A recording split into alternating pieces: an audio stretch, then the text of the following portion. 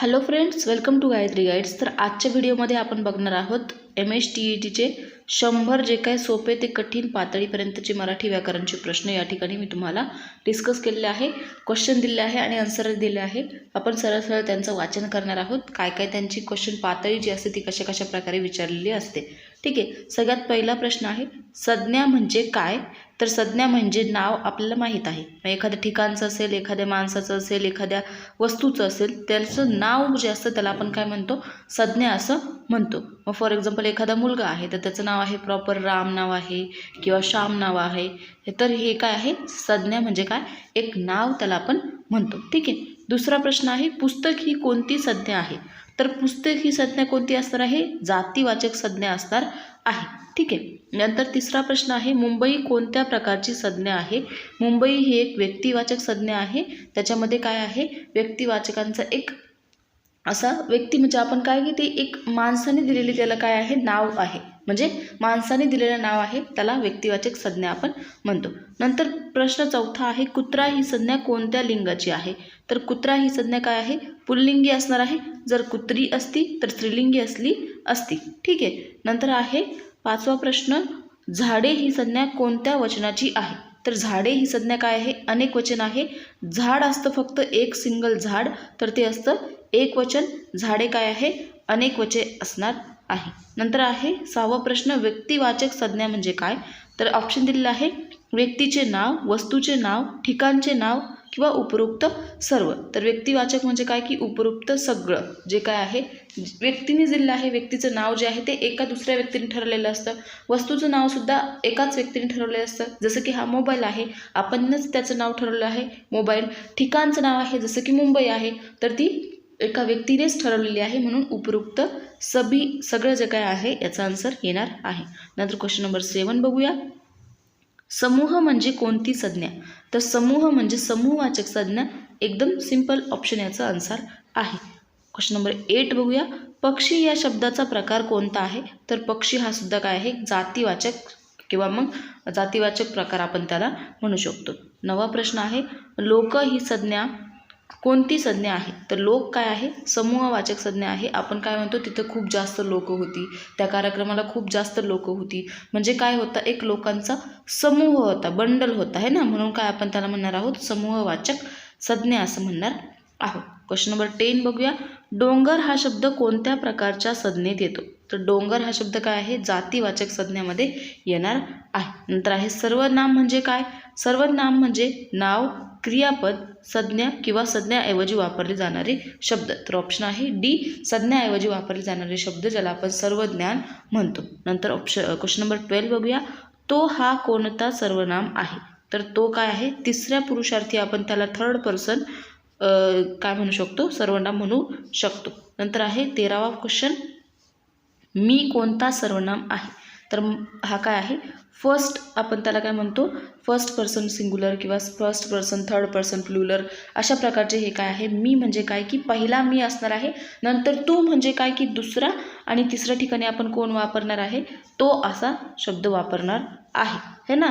तू आणि मी त्याला बघितलं किंवा तू आणि मी तो त्याला पण घेऊया सोबत, म्हणजे काय आहे? तो थर्ड पुरुषी असणार आहे, थर्ड पर्सन असणार आहे. नंतर 14वा बघूया. आम्ही कोणत्या प्रकारचे सर्वनाम आहे. तर आम्ही हे एक अनेक वचन असणार आहे. आम्ही म्हणजे काय? सगळ्या यांचं एक बंडल ज्याला आपण म्हणतो त्याला काय म्हणणार आहोत? आपण अनेक वचन म्हणणार आहोत. नंतर 15वा नंबरचा क्वेश्चन आहे, तू कोणत्या पुरुषी सर्वनाम आहे? तर तू काय आहे? दुसऱ्या पुरुषी. मी आत्ताच म्हटले, मी म्हटल्यावर काय असणार आहे? फर्स्ट असणार आहे. तू म्हटल्यावर काय असणार आहे? सेकंड असणार आहे. आणि तो म्हटला तर काय असणार आहे? थर्ड पर्सन असणार आहे. नंतर 16वा प्रश्न बघूया. अनिश्चयवाचक सर्वनाम कोणते? तर अनिश्चयवाचक म्हणजे काय की ज्याचा कोणताही निश्चय नसतो, काही. तर हे काय असणार आहे? अनिश्चय आहे. आपण विचारतो, कोणी दिलं तुला हे? तो कोण आहे? हाच का तुझा मित्र? पण काही आपण काय करतो? कुठे वापरतो का? काही हा आपण कधी वापरतो? काही गाड्या इथून गेल्या किंवा काही पुस्तके इथे शिल्लक आहे किंवा काही पेन मी इथे ठेवले, म्हणजे तो काय आहे? अनिश्चयवाचक सर्वनाम आहे. त्याला कोणत्याही प्रकारचा निश्चय असा नसतो. नंतर 17वा नंबरचा क्वेश्चन बघूया. संबंधवाचक सर्वनाम कोणते आहे? तर संबंध, ज्याचा संबंध आपण दाखवतो त्याला म्हणतात संबंधवाचक, म्हणजे जो हा शब्द काय असणार आहे, संबंधवाचक सर्वनाम आहे. नंतर 18 नंबरचा क्वेश्चन बघूया. सर्वनामाचे लिंग कसे ठरवले जाते? तर व्यक्तीच्या नावावरून, वाक्याच्या संदर्भातून, क्रियापदावरून, वर उल्लेख केलेले सर्वनामाचे लिंग आपण कसे ठरवतो? हे जे काही सगळे समूह आहे यांच्यातून आपण सर्वनाम काय करत असतो, ठरवत असतो. ऑप्शन नंबर डी याचा आन्सर काय असणार आहे. 19 नंबरचा क्वेश्चन बघूया. आपण कोणत्या प्रकारचे सर्वनाम आहोत? तर आपण काय आहे, पहिल्या पुरुषार्थी, जिथे मी, आपण जे येतं ते काय आहे, पहिल्या पुरुषार्थी असणार आहेत. आपण सगळेजण म्हटलं काय आहे, पहिला पुरुषार्थी प्रकारचं सर्वनाम इथे वापरलं जाणार आहे. नंतर 20वा प्रश्न आहे, हाच कोणत्या प्रकारचे सर्वनाम आहे? तर हाच जो काय शब्द आहे तो प्रात्यक्षिक सर्वनाम असणार आहे. नंतरचा प्रश्न आहे, क्रियापद म्हणजे काय? तर क्रियापद म्हणजे काय आपल्याला सर्वांना माहिती आहे की क्रिया दाखवणारे शब्द त्याला आपण क्रियापद म्हणतो. जसं की तो गाणे गातो, मग तो काय करतोय, गाणी गातो आहे, म्हणजे काय की तिथे क्रिया होते. कोणती? गातो याची क्रिया होते, म्हणजे काय दाखवतोय, गातो हा शब्द एक क्रिया दाखवतो आहे, म्हणजे क्रियापद त्याला म्हणायचं आहे. नंतर 22वा नंबरचा क्वेश्चन बघूया. खाणे हा कोणत्या प्रकारचा शब्द आहे? तर खाणे काय आहे, क्रियापद असणार आहे, बरोबर. तो पेरू खातोय, तो जेवण करतोय, किंवा मग तो काहीतरी फ्रूट्स खातोय, म्हणजे काय आहे, ती खाणे एक क्रिया होते, तिथे कोणती प्रकारची क्रिया घडून आलेली आहे, म्हणून त्याला काय बनणार आहोत आपण, क्रियापद हा शब्द असणार आहे. नंतर 23वा प्रश्न आहे, धावत आहे या वाक्यातील क्रियापद कोणते? धावत आहे या वाक्यात धावत आहेच हे काय आहे, क्रियापद असणार आहे, म्हणजे धावत ही काय आहे, क्रिया आहे. तो कसं धावतोय, ती क्रिया असणार आहे. क्रियापदाचे किती प्रकार असतात? तर क्रियापदाचे एकूण 3 प्रकार असतात. ऑप्शन नंबर बी बरोबर आहे. नंतर 25वा प्रश्न बघूया. अकर्मक क्रियापद म्हणजे काय की जे कर्माशिवाय वापरले जाते त्याला आपण अकर्मक क्रियापद असे म्हणतो. क्वेश्चन नंबर 26 बघूया. खेळला हे कोणत्या काळाचे क्रियापद आहे? खेळला विचारलेला आहे, खेळला म्हणजे काय की भूतकाळ असा इथे येणार आहे. खेळतो विचारला आहे तर वर्तमान काळ येईल, बरोबर. खेळले विचारला आहे तर भूतकाळ, किंवा खेळला विचारला आहे तर भूतकाळ येणार आहे. नंतर आहे संयोगी क्रियापद म्हणजे काय? जे संज्ञेशी संयोगित होते, जे दुसऱ्या क्रियापदाशी संयोजित होते, हे ऑप्शन याचा आन्सर असणार आहे. जे दुसऱ्या क्रियापदाशी संयोजित होते त्याला आपण काय म्हणणार आहोत, संयोजित किंवा मग संयोगी क्रियापद असं म्हणणार आहोत. नंतर 28 नंबरचा क्वेश्चन आहे, देत आहे हे कोणत्या काळाचे क्रियापद आहे? देत आहे है ना, मी त्याला पेन देत आहे, हे काय आहे, वर्तमान काळ आहे. मी त्याला पेन दिला, हे काय असणार आहे, भूतकाळ असणार आहे. मी त्याला पेन देईल, हे काय असणार आहे, भविष्यकाळ असणार आहे. मग हे कोणतं वाक्य आहे म्हटल्यावर प्रेझेंट टेन्स इथे यूज केला आहे. 29 नंबरचा क्वेश्चन बघूया. केले हा शब्द कोणत्या प्रकारचा आहे? हा काय आहे, भूतकाळ असणार आहे. मी काम केले म्हटलं की भूतकाळ, मी काम करते किंवा करते म्हणजे काय, वर्तमान काळ. आणि मी काम करील किंवा करील जेव्हा शब्द आपण वापरतो तर तो काय असणार आहे, त्याला आपण म्हणूया भविष्यकाळ. ठीक आहे. नंतर आहे 30 नंबरचा क्वेश्चन, क्रियापदाचे लिंग कसे ठरवले जाते? तर वर उल्लेख केलेले सर्व त्याचे ऑप्शन असणार आहे. क्रियापदाचे लिंग जे आहे ते संज्ञेवरून, डेफिनेशनवरून ठरवले जाते, सर्वनामावरून ठरवले जाते, आणि वाक्यातील संदर्भावरून सुद्धा क्रियापदाचे जे लिंग आहे ते ठरवलं जातं. नंतर 31वा नंबरचा क्वेश्चन बघूया. खात आहे हे कोणत्या काळाचे क्रियापद असणार आहे? तर खात आहे, मी आत्ता सांगितलं वर्तमान काळ आहे म्हटल्यावर काय असणार आहे, वर्तमान काळ तिथे येणार आहे. नंतर आहे करतो आहे या वाक्यात क्रियापद कोणते आहे? तर करतो आहे या वाक्यात करतो जे आहे हा क्रियापद असणार आहे. करतो किंवा मग करतो हा शब्द जो आहे तो क्रिया घडून आणणारा शब्द आहे. 33वा क्वेश्चन बघूया. शिकतो आहे हा कोणत्या शब्द काळाचा भूतकाळ आहे किंवा मग हा वर्तमान काळ आहे. चालला हा क्रियापदाचा कोणता प्रकार आहे? तर चालला हा अकर्मक क्रियापदाचा प्रकार असणार आहे. नंतर आहे क्रियापदाच्या काळाचे किती प्रकार पडतात? तर 3 आहे, आपल्याला माहिती आहे, भूतकाळ, भविष्यकाळ आणि वर्तमान काळ. हे काय असणार आहे, क्रियापदाच्या काळाचे प्रकार आहे. नंतर आहे देणार आहे हा शब्द कोणत्या काळात आहे? तर तो सुद्धा भविष्य काळामध्ये असणार आहे. क्रियापदाच्या वाक्यातील योग्य स्थान कोणते असते? तर शेवटचे जे काही स्थान असते ते क्रियापदाच्या वाक्यातील योग्य स्थान असते. म्हणजे काय की तो जेवण जेवतो किंवा मग त्याने, सपोज असं त्याने जेवण केले, है ना. केले हा काय आहे, क्रियापदाचे शेवटचे स्थान जे आहे ते इम्पॉर्टंट आहे या ठिकाणी. म्हणजे काय की क्रियापदाच्या वाक्यातील योग्य स्थान कोणते असते, तर शेवटी जे स्थान असते ते योग्य असते. त्याच्यावरून आपण ठरवतो की हा कोणता काळाचा आहे किंवा मग कोणता काळ इथे यूज केलेला आहे.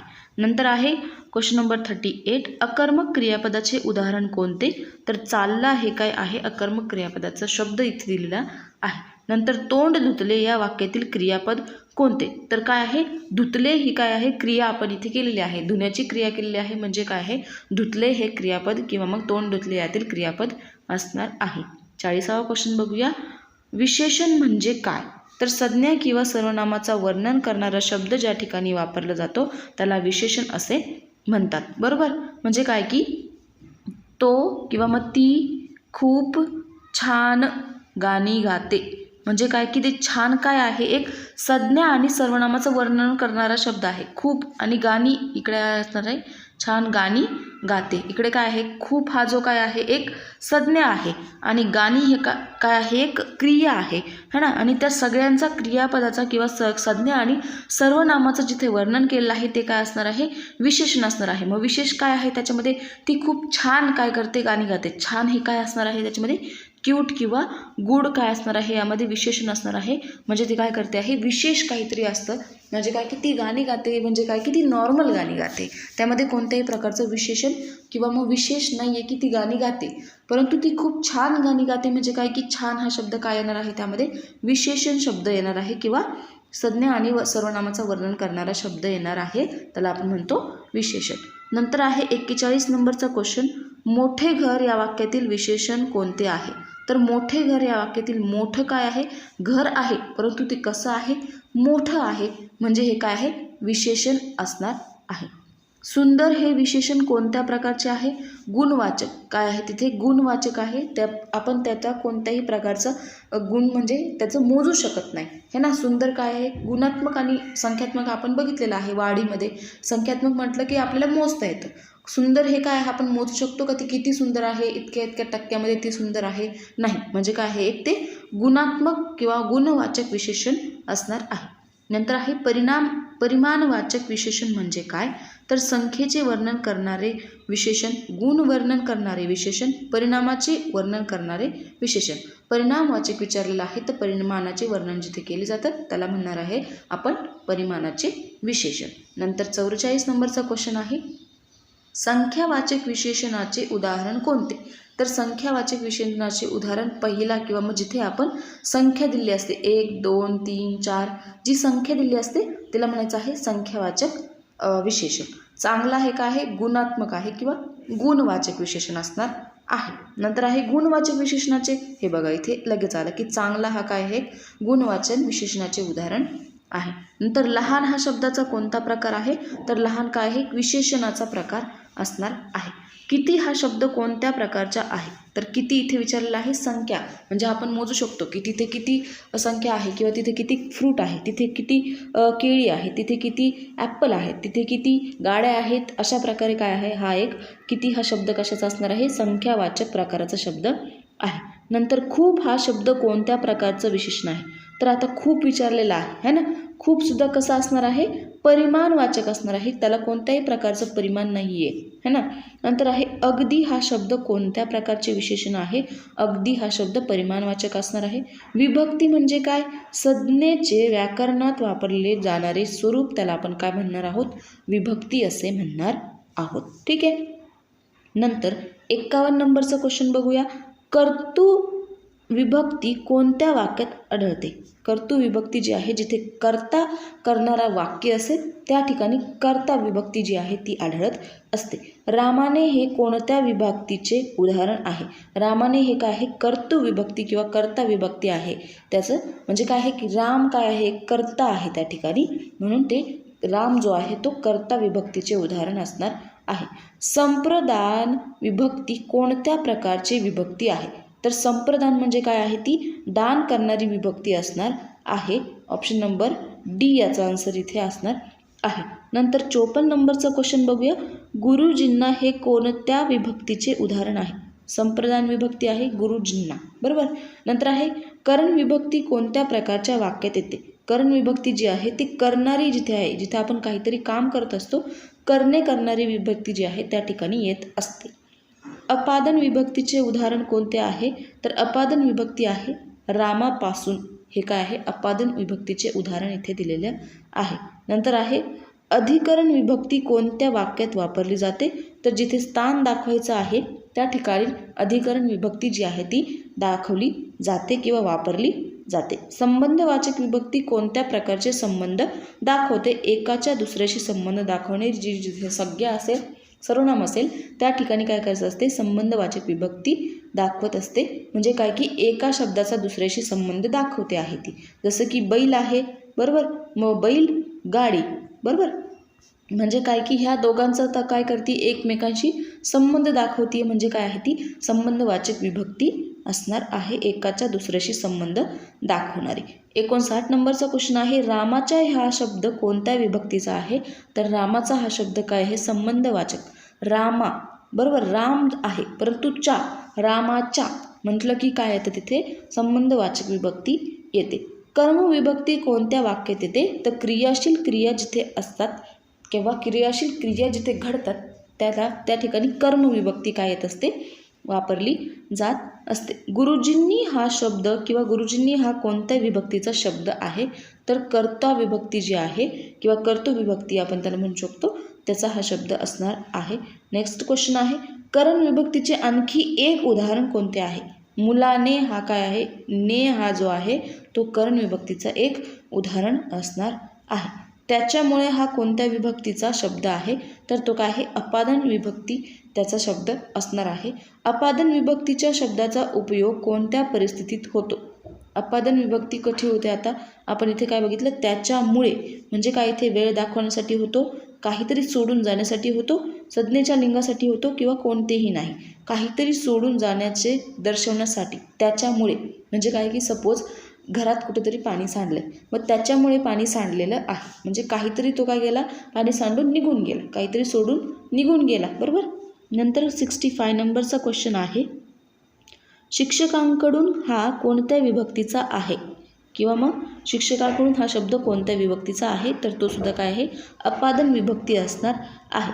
अधिकरण विभक्तीचा उपयोग कोणते दर्शवतो? अधिकरण म्हणजे काय की ठिकाण. आधी एक एक्झाम्पल आपण सेम बघितलं की जिथे दर्शवलेलं आहे ठिकाण असेल किंवा कोणतीही स्थिती असेल तर ते काय आहे? अधिकरण विभक्ती दर्शवतो. नंतर आहे माझ्याकडे हा शब्द कोणत्या विभक्तीचा आहे? तर हा सुद्धा काय आहे? अधिकरण विभक्ती असणार आहे. मग काळ म्हणजे काय? पुढचा शब्द आहे क्रियेची वेळ जिथे असते त्याला आपण काळ म्हणतो. एखादी क्रिया ज्या वेळेमध्ये घडते त्याला आपण काय म्हणत असतो? काळ म्हणत असतो. सपोज कोणाचं खूप जास्त गुड लक चालू आहे किंवा कोणाचं खूप जास्त बॅड लक चालू आहे, म्हणजे काय की त्या काळामध्ये त्या जी क्रिया घडते त्याला काय म्हणतो आपण? काळ म्हणतो. गुड लकमध्ये तुमच्यासोबत खूप छान काहीतरी होतं आहे, तुम्हाला खूप जास्त मार्क्स पडले, कोणत्या तरी एक्झाममध्ये तुम्ही पास आऊट झाला. बॅड लकमध्ये तुम्ही नापास झालात, मार्क्स कमी पडले. म्हणजे ती क्रिया ज्या ठिकाणी घडते तो काय असतो? एक काळ असतो, हे ना. आपण म्हणतो तो काळ खूप चांगला होता, तो काळ खूप वाईट होता. म्हणजे काय की काळ म्हणजे काय की क्रियेची वेळ जिथे दर्शवली जाते त्याला आपण काळ असं म्हणतो. नंतर काळाचे किती प्रकार पडतात? 3 प्रकार पडतात. नेक्स्ट असणार आहे तो खेळला हा कोणत्या काळाचा वाक्य आहे? तर ते काय आहे? भूतकाळ असणार आहे. भविष्यकाळाचे उदाहरण कोणते? मी खेळत होतो हा काय आहे? भूतकाळ. मी खेळणार आहे हा काय आहे? भविष्यकाळ असणार आहे. किंवा मी खेळतो आहे हा काय आहे? वर्तमान काळ आहे. ऑप्शन नंबर 2 काय असणार आहे? याचं आन्सर असणार आहे मी वाचतो आहे हा कोणत्या काळाचा वाक्य आहे? तर मी वाचतो आहे म्हटल्यावर काय आहे? वर्तमान काळ असणार आहे. ऑप्शन नंबर C याचं आन्सर असणार आहे. नंतर वर्तमान काळाचे उदाहरण कोणते? तो काम करेल म्हटल्यावर हा फ्युचर आहे किंवा काय असणार आहे? भविष्यकाळ असणार आहे. तो काम करतो आहे हे काय आहे? वर्तमान काळाचं एक्झाम्पल असणार आहे. नंतर आहे भूतकाळाचा उपयोग कोणत्या क्रियेसाठी केला जातो? जी क्रिया घडून गेलेली आहे त्यासाठी काय केलेला असतो? भूतकाळाचा उपयोग केलेला असतो. जी क्रिया घडणार आहे तिच्यासाठी आपण भविष्यकाळाचा उपयोग करतो आणि जी क्रिया घडत आहे तिच्यासाठी आपण वर्तमान काळाचा उपयोग करत असतो. म्हणजे काय की जी क्रिया घडून गेली तो काय असणार आहे? पास्ट टेन्स असणार आहे, है ना. नंतर असणार आहे 75 नंबरचं क्वेश्चन, भविष्यकाळाचे आणखी एक उदाहरण कोणते? आम्ही अभ्यास करू. केला आहे का? नाही. करत आहात का? नाही. आम्ही अभ्यास करू म्हणजे जसं की तुमची एक्झाम येते आहे, MSTET असेल किंवा मग DEDची असेल, बरोबर. तर तुम्ही काय म्हणतात? आम्ही अभ्यास करू. अजूनपर्यंत तुम्ही अभ्यासाला सुरुवात केली आहे का? नाही. तुम्ही अभ्यास करत आहात का? नाही. परंतु तुम्ही अभ्यास करणार आहात म्हणजे काय आहे? ते भविष्यकाळाचे उदाहरण असणार आहे. ती येत होती हा कोणत्या काळाचं वाक्य आहे? तर ती येत होती हा काय आहे? भूतकाळ असणार आहे. होती म्हटल्यावर काय आहे? भूतकाळ असणार आहे. तो खेळेल हा कोणत्या काळाचं वाक्य आहे? खेळेल म्हटलं की काय येणार आहे आता? वर्तमान काळ येणार आहे, बरोबर. भविष्यकाळ येणार आहे. खेळत आहे म्हटलं काही वर्तमान काळील चुकून झालं, भविष्यकाळ याचा एक्झाम्पल आहे. तू जेवणार आहेस हा कोणत्या काळाचा वाक्य आहे? तू जेवणार आहेस, बरोबर. म्हणजे काय आहे? हे सुद्धा भविष्यकाळ असणार आहे. मी शिकलो हा कोणत्या काळ आहे? भूतकाळ आहे. मी ती गोष्ट शिकलो म्हणजे शिकून झाली आहे, माझी ती क्रिया झालेली आहे म्हणजे काय आहे? तो भूतकाळ आहे. वाक्यरचना म्हणजे काय? ऑप्शन आहे शब्दांचे वर्णन, शब्दांचे क्रम, वाक्याचे स्वरूप, क्रियापदाचे प्रकार. शब्दांचे क्रम म्हणजे काय आहे? वाक्यरचना. एका सरळ सरळ म्हणजे काय की तो गाणी गातो किंवा मग ती गाणी गाते, तो गाणी गातो. ही काय आहे? शब्दांचा क्रम आहे. गातो, बरोबर. तो गाणी गातो म्हणजे काय की हा परफेक्ट क्रम असणार आहे, बरोबर. मग हा परफेक्ट क्रम म्हणजे काय की वाक्यरचना. परंतु असं लिहिलं असतं जर गाणी तो गातो, हा 1 नंबर लिहिला असता गाणी, नंतर हा तो आणि गातो, तर हे काय झालं असतं? एक शब्दांचं फक्त काय असणार आहे? क्रम जो आहे तो उलटा पालटा आहे म्हणजे काय आहे? ही वाक्यरचना नाही आहे. वाक्यरचना आहे परंतु ती अर्थपूर्ण वाक्यरचना नाही. नंतर 81 नंबरचा क्वेश्चन बघूया. मराठीत साधारण वाक्यरचना कशी असते? कर्ता, कर्म आणि क्रियापद. आपल्याला माहिती आहे subject plus object plus verb जी आहे ती अशा प्रकारची वाक्यरचना असते. नंतर आहे योग्य वाक्यरचनेचे उदाहरण कोणते? तर मी शाळेत जातो हे काय आहे? योग्य वाक्यरचनेचे उदाहरण आहे. जातो मी शाळेत, मी आत्ताच सांगितलं. गातो मी गाणे असं म्हणू शकत नाही. शाळेत मी जाईल किंवा मग गाणे मी गाईल किंवा मग असं काय आहे ते आपण म्हणू शकत नाही. म्हणजे मी शाळेत जातो हा काय आहे? योग्य वाक्यरचना आहे आणि त्याचा अर्थसुद्धा योग्य आहे. नंतर 83 नंबरचं क्वेश्चन आहे, तो पुस्तक वाचतो या वाक्यातील क्रियापद कोणते आहे? तर तो पुस्तक वाचतो या वाक्यातील वाचतो हे काय आहे? क्रियापद आहे. क्रिया करतोय तो कशाची? वाचण्याची. नंतर राम खेळतो आहे या वाक्यातील कर्ता कोणता? तर कर्ता काय आहे? राम असणार आहे. हा काय आहे? राम जो आहे तो कर्ता आहे. कर्म काय आहे? खेळतो हे काम करतोय तो म्हणजे ते काय आहे? कर्म आहे, बरोबर. नंतर आहे युसुफ परदेशात गेला तो श्रीमंत आहे. या 2 वाक्यामधून कोणता निष्कर्ष काढता येईल? युसुफ परदेशात गेला आणि तो श्रीमंत आहे.